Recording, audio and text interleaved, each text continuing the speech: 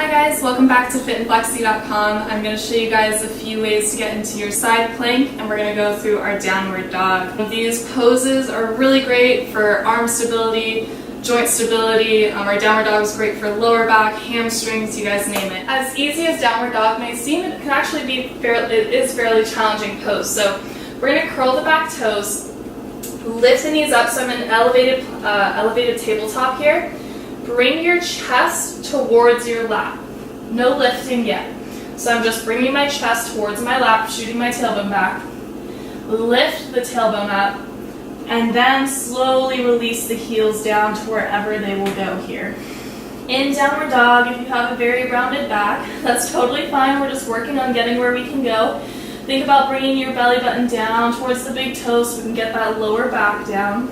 Glide the shoulder blades down the back. Relax your head and neck.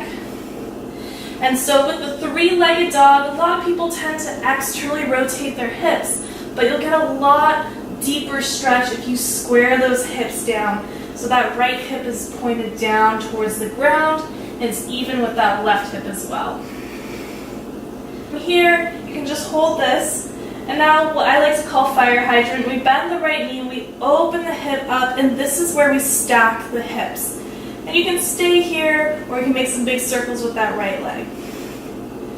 And so with the downward dog, just playing around with our hip rotation and just exploring how our joints move, you'll be able to determine where is the deepest stretch for you in your downward dog. And so really focusing on those hips being squared will really be a lot more challenging for you, but it's also going to benefit you in the long run when you're trying to gain that flexibility in that pose. Now, the great thing about yoga is that it's your practice, it's not mine. So anytime you can explore something in a pose, go ahead and explore it. So when I pedal my legs, I'll sink into that base leg as much as I can so I can feel it a little bit deeper on that IT band and the hamstrings and the calf. And then you can also explore taking the legs wider.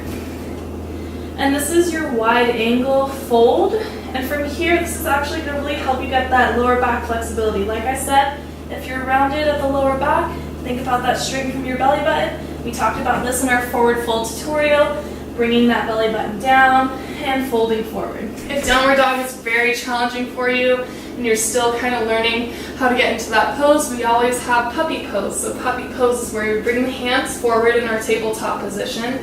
We press the chest down and we relax the forehead on the mat. Now if you want something deeper, you can come onto the fingertips, keeping the arms off the mat, resting the forehead down. You can even take your hands to blocks to get a lot deeper into that heart opener. When I first started yoga, I was really intrigued by the side plank. It takes a lot of shoulder stability and strength. It's one of my favorite poses because it is so challenging. You're balancing on your foot and your hand. When you think of your side plank, you kind of want to think of yourself in between two walls. So it's like you're in one plane. What makes it so challenging is that you're balancing on your hand, you're balancing on one foot, and it's really challenging your joint stability and strength, as well as your core strength, and as well as your foot mobility. We're going to go ahead and start to practice the pose. We'll go ahead and just start on all fours. If side plank isn't in your practice and maybe you're still learning it, I'm going to go ahead and start with a very beginner position that you can get yourself into to start building the strength for the full pose. So coming on all fours, I want you to be in your tabletop position.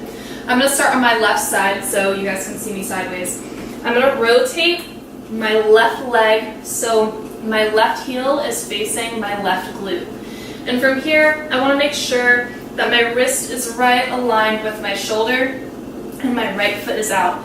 Now this is a side plank variation for beginners. This is just going to kind of guide you into building that strength, one, in this single plane, and two, to kind of get that shoulder to start building the stability it needs to be in this position. And so the right hand would come up, reaching to the fingertips. Now I'm not sinking into my shoulders and I'm not, slouching down. I want to be reaching up, lengthening, and I'm pressing through that right foot as well. And so if this feels fairly easy for you to balance here, maybe we start to switch it up. So we're going to come into our high plank first. And so my feet are together, big toes are together, my heels are together. I'm going to rotate my feet so they're stacked. And here I am in my high side plank. And so you can stay here, and we're pressing through the pinky toe and the heel on the left foot, which is the base foot. And so you can also use both feet to help you here. And see how I'm not sinking into that shoulder. I'm lifting up, I'm lengthening through those fingertips.